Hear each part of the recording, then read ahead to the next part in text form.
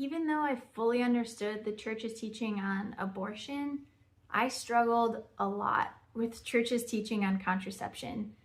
It was never really taught to me. And in today's world, contraception is so normal, even among Christians, that I just never questioned it. And in our early marriage, fear played a huge role. We were young, in college, broke, living in a tiny studio apartment, and the idea of having a child just felt overwhelming. So we used condoms at certain times of the month while we were trying to practice natural family planning.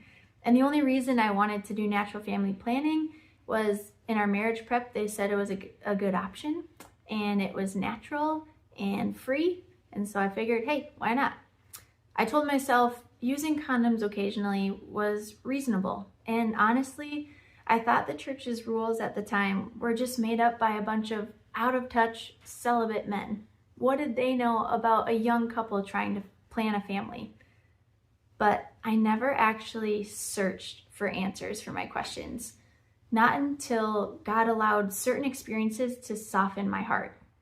In our first year of marriage, we had a very early miscarriage after only about a day of knowing that we were pregnant. And even though we had no clue how we were going to support that little baby, we were so excited in those brief hours and then completely devastated after losing that little life that had been created.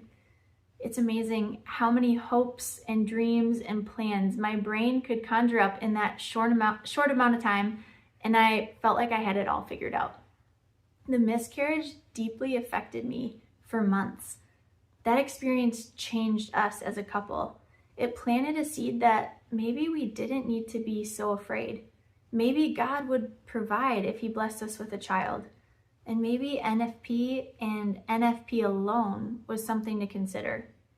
God slowly worked on our hearts through that miscarriage, through my experience teaching high school health education, and through honest conversations with faithful friends.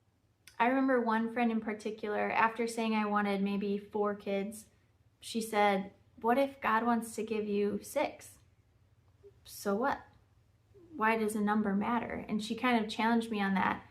And my reasons were silly. Like, I wanted 4 because it seemed like a good amount to fit in a van. Maybe it would be good for sharing bedrooms. Like, I didn't have great reasons for not wanting more or being open to God's plan. It was what I always had said. And then the peaceful witness of families who were open to life, to challenge my fear. I realized that